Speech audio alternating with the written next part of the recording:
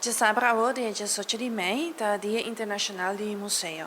E para aqui, ICOM, International Council of Museums, estipular que o tema também tá investigação e educação, qual tá net é dos metas mais importantes da emissão de museu arqueológico também. Nós decidimos, junto com algum outro museu, para abrir para o público, museu arqueológico está abre 10 de maio para 12 de meio-dia, e nós temos diferentes atividades, tudo o qual tem a ver com educação e investigação. Para 10 de maio, nós lançamos nosso website novo, com o nome de National Archaeological Museum Aruba, e o website aqui tem como meta para dar informação, educar, e toda a informação que o website também está baseada em investigação. Dia aqui nós temos também atividade para muitos, então, se acaso tem maior dan que vem com Yunan, não possível uma rustig charla, mientras que muitos tá deleta na mes com obra de mão, etc.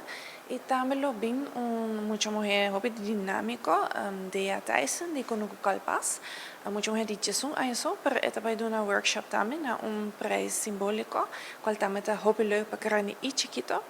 E seguro door que nós temos charla net em hora de lunch, nós também oferecemos também light lunch, comida na chiquito, maneira criollo sopi de cabrito, johnny cake, com queijo, com bacalhau, nosso timbolo, té, coffee, juice, etc. e muito mais. Eu dou uma leitura, especificamente de tema de dos anos Playa, está titulado Oruma, Playa, uma perspectiva arqueológica, onde me dá papia que realmente está, o qual nós queremos celebrar.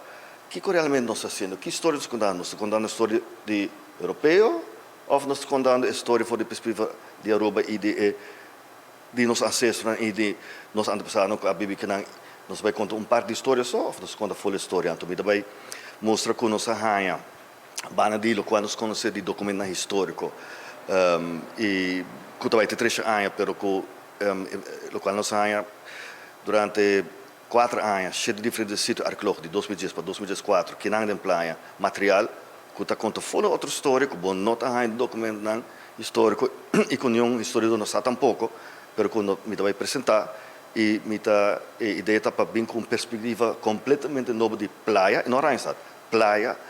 Então, me vai papel também a palavra playa, pero me vai acaba também ao final com tipo de debate e reflexo que está realmente decolonizar, que está parte pós-colonial, que está neocolonialismo, que está organização nation building e branding, que nós estamos, que história nós contando? Nós contando nossa história ou nós contando uma história de outra não?